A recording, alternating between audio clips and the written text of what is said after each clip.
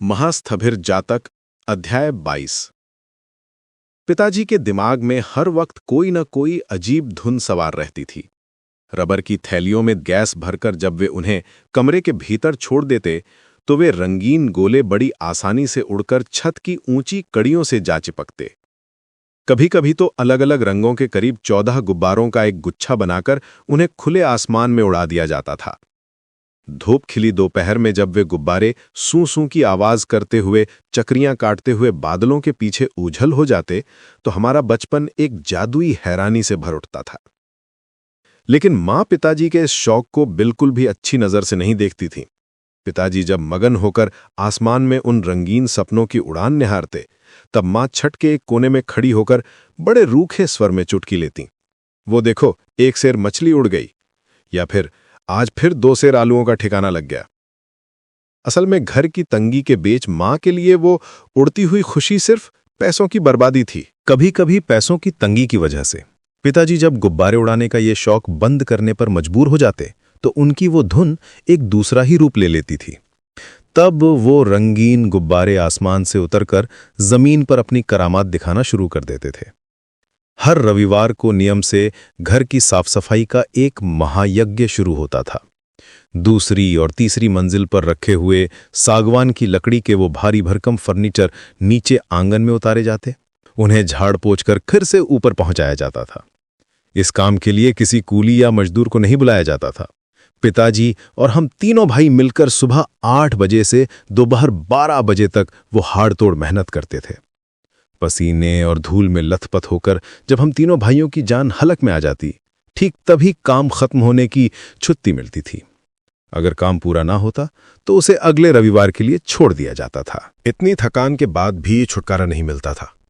जरा सा सुस्ताने के बाद ही पिताजी खुद अपने कड़े हाथों से हमें नहलाने बैठते थे। वो नहाना वाकई किसी कुश्ती से कम नहीं था। ऐसा लगता था जैसे नॉकआउट होने के बाद पेट के निचले हिस्से पर आखिरी जोरदार मुक्का लगा हो। इसके बाद किसी तरह खाने के दोने वाले मुंह में डाल जब हम बिस्तर पर शरीर ढीला छोड़ते तो हमारी सुन्न नसें एक पल में बेजान हो जाती थीं। शाम 5 बजे तक उस गहरी नींद को तोड़ने की ताकत पूरी दुनिया में किसी के पास नहीं थी। उस सुनसान दोपहर में चारों तरफ फैली खामोशी के बीच सिर्फ हमारी गहरी सांसों की आवाज ही सुनाई देती थी। हर रविवार का वही बंधा बंधा नियम। घर के सामान के साथ वो धक्का मुक्की और अपने बच्चों की उम्र का इस तरह बेमतलब भटना देखकर मां ने एक दिन सचमुच विद्रोह कर दिया। मां के उस रौद्र रूप और जबरदस्त विरोध के सामने पिताजी के दिमाग से वो घर की सफाई वाला अजीब भूत अचानक एक दिन उतर गया। लेकिन जिनकी रग रग में जिद और अनोखी धुनें बसी हों, वो भला पूरी तरह कैसे मिट सकती हैं? वो तो बस अपना रूप बदल लेती हैं। पिताजी के मन में अब एक नया नशा सवार हुआ, घर की माली हालत सुधारने का। नौकरी की उस मामूली कमाई से तो आसमान को छूना मुमकिन नहीं था, लेकिन व्यापार से होने वाली कमाई कितनी बेहिसाब हो सकती है, ये वो अपनी कल्पना की आंखों से साफ देख पा रहे थे। उन्होंने मां को समझा बुझाकर इस बात के लिए राजी कर लिया कि अब कारोबार के मैदान में उतरना ही होगा। इससे पहले जब पिताजी का चमड़े का व्यापार खूब फल फूल रहा था तो मां ने खुशहाली के दिन देखे थे। इसलिए आज की इस कंगाली से आजादी का एक पक्का रास्ता देखकर मां भी अब काफी उत्साहित हो उठीं। मूक बधिर विद्यालय के खास लोगों में से एक श्रीनाथ सिंह ने किसी जमाने में कागज के स्लेट का आविष्कार किया था, लेकिन शायद खरीदारों की कमी रही हो या खुद आविष्कारक की बेरुखी, बाजार में आने के कुछ समय बाद ही वो स्लेट समय से पहले ही गायब हो गया। अब पिताजी को ये जिद सवार हुई कि वे एक ऐसा स्लेट बनाएंगे जिसे देखकर खुद विलायत के अंग्रेज भी दंग रह जाएं। उस समय बाजार में कई तरह के विदेशी कागज के स्लेट मिलते थे और उनकी मांग भी बहुत ज्यादा थी। पत्थर के स्लेट की तरह भारी ना होने के कारण स्कूल जाने वाले बच्चों के बीच इनकी बड़ी कद्र थी। शुरू हुआ एक नया महायज्ञ। पिताजी बाजार से तरह तरह के वो सारे विदेशी स्लेट खरीद लाए। फिर शुरू हुआ उन पर बारीकी से जांच पड़ताल का काम। कभी उन्हें धोया जाता तो कभी उन पर लगातार प्रहार किए जाते। जिस स्लेट पर खड़िया से लिखने का नियम था, वहां अगर पेंसिल की जगह रसोई घर की पैनी कलछी से वार किया जाए तो उसका असली स्वरूप तो बिगड़ेगा ही। बेचारा साधारण कागज भला उस जुल्म को कब तक झेलता। नतीजा ये हुआ कि कुछ ही दिनों के उस अस्वाभाविक टॉर्चर से वे विलायती स्लेट तार तार होकर बिखर गए। पिताजी ने बड़े गर्व से यह साबित कर दिया कि ये सारी खोखली चीजें बच्चों की शिक्षा के लिए बिल्कुल भी सही नहीं है। उन्होंने मन ही मन एक पक्का इरादा कर लिया। वे एक ऐसा स्लेट बनाएंगे जो ना पानी में खराब होगा, ना आग में जलेगा, कलछी की चोट से भी नहीं टूटेगा, यहां तक कि अगर उसे मिट्टी के नीचे भी दबा दिया जाए तो उसका रत्ती भर भी नुकसान नहीं होगा। सीधे शब्दों में कहें तो अगर एक स्लेट खरीदा जाए तो वो आराम से 3 पीढ़ियों तक चले। शायद कोई ये सवाल उठा सकता है कि जो चीज एक बार खरीदने पर 3 पीढ़ियों तक चले, उसका कारोबार करके भला एक ही पीढ़ी में अमीर होना क्या सच में मुमकिन है? पिताजी के पास इसका एक तोड़ जवाब हमेशा तैयार रहता था। वे कहते थे, सिलबट्टा या ओखली, ढेकी का व्यापार करके भी तो लोग अमीर बनते हैं, जबकि वो चीजें तो 7 पीढ़ियों तक साथ निभाती हैं। उनके दिमाग में एक और गणित भी चल रहा था। अगर दुनिया का हर परिवार उनका बनाया कम से कम एक स्लेट भी खरीद ले, तो उससे इतना मुनाफा होगा कि उनकी अगली 14 पीढ़ियां बड़ी आसानी से ठाट बाट के साथ राजसी सुख भोग सकेंगी। पिताजी के किसी भी काम में जब तक थोड़ा ताम झाम न हो, उनका मन नहीं भरता था, चाहे उस काम में पक्का फायदा ही क्यों ना हो। इसलिए विदेशी कागज की जगह उन्होंने टिन के स्लेट बनाने का फैसला किया। विलायत को टक्कर देनी थी तो नींव का मजबूत होना जरूरी था। सबसे पहले 1 बोरी रेत और 1 पीपा विदेशी सीमेंट मंगवाया गया। पिताजी दफ्तर से शाम 5:30 बजे लौटते थे। घर पहुंचते ही वे अपने काम में जुट जाते। ये सिलसिला रात 7:30-8 बजे तक चलता।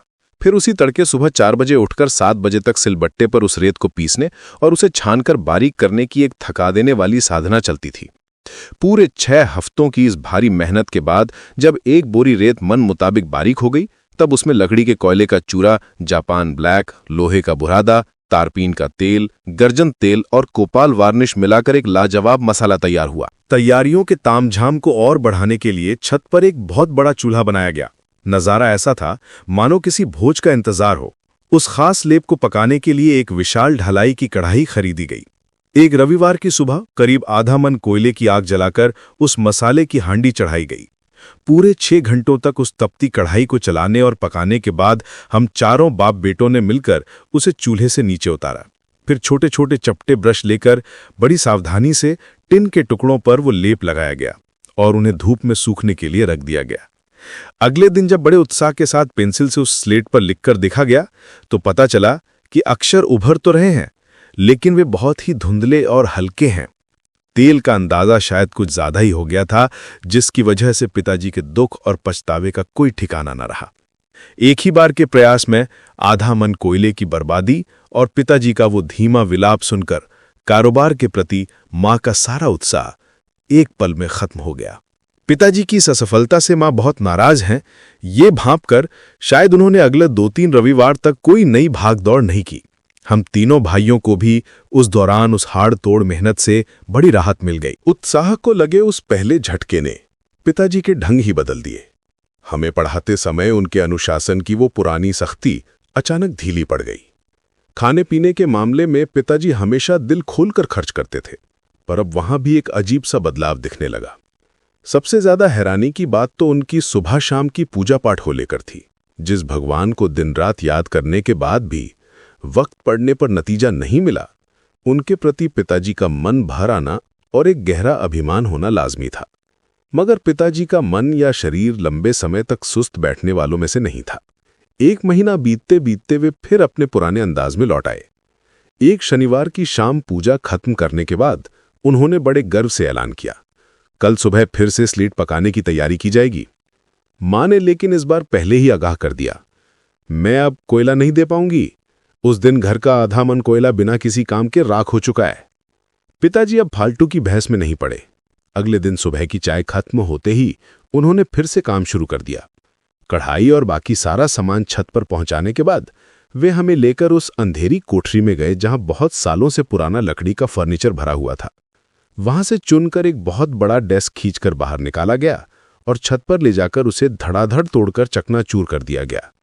फिर उस पर मिट्टी का तेल डालकर आग लगा दी गई और वो विशाल कढ़ाई चढ़ा दी गई। एक डेस्क से काम नहीं चला तो एक एक करके भारी कुर्सियां और न जाने क्या क्या फर्नीचर छत पर लाकर तोड़ा जाने लगा। देखते ही देखते उस दानवी चूल्हे की आग में हमारे घर का आधा फर्नीचर हमेशा के लिए समा गया। वो सारा फर्नीचर जिनके साथ न जाने कितने आंसू, मिन्नतें, कितने पारिवारिक झगड़े और कचहरी के उन कड़वे अनुभवों की यादें जुड़ी थीं, 2 घंटों के भीतर ही एक शांत राख के ढेर में बदल गया। आग की उन उठती हुई लपटों में हमारे अतीत के वो टुकड़े जैसे एक ही पल में जलकर राख हो गए। पिताजी उस बड़े से पलटे खूंटी से बड़ी फुर्ती के साथ स्लेट का मसाला चलाते हुए हमसे कहने लगे, जानते हो, जिसने इनेमल की खोज की थी उसके घर में भी ठीक इसी तरह कोयले की कमी हो गई थी। उसने भी अपने सबसे प्यारे लकड़ी के फर्नीचर को इसी तरह आग की भेंट चढ़ा दिया था। अगर उस दिन वह पुरानी चीजों के मोह में पड़कर हाथ खींच लेता तो आज ये दुनिया इनेमल जैसी जरूरी चीज से महरूम रह जाती। और उसकी पत्नी भी। ठीक उसी पल दूर से मां की परछाई दिखाई दी। मां को आते देख पिताजी ने फौरन अपनी बात रोक दी और दुगने जोश के साथ कड़ाही चलाने लगे। इनेमल बनाने वाले की पत्नी की वो कहानी हमें फिर कभी सुनने को नहीं मिली। लगातार 6 घंटों की उस भारी हाड़तोड़ मेहनत के बाद कढ़ाई को नीचे उतारा गया। फिर छोटे ब्रश से उस मसाले को टिन पर लगाया गया और हम नहाने चले गए। उस दिन और उसके अगले दिन जब उन टिन के स्लेटों को धूप में सुखाकर उन पर लिखकर देखा गया तो पाया कि बहुत ही शानदार स्लेट बने हैं। पेंसिल की हर लकीर में जैसे एक सफल रचना की खुशी साफ झलक रही थी। पिताजी की इस सफलता से घर का माहौल जैसे एक पल में बदल गया। चारों तरफ एक सुकून भरी मुस्कान और वक्त से पहले ही त्योहार जैसा नजारा दिखने लगा। आने वाले कल में जो बेहिसाब दौलत हमारे इस पुराने घर में आने वाली थी, उसका सही इस्तेमाल कैसे किया जाए, इसी मीठी चिंता में पिताजी काफी बेचैन रहने लगे। घर पर अब तरह तरह के मंझे हुए व्यापारियों का आना जाना शुरू हो गया। गुजराती, भाटिया, मारवाड़ी। रोज शाम को बैठक खाने में सलाह मशवरे की सभा जमने लगी।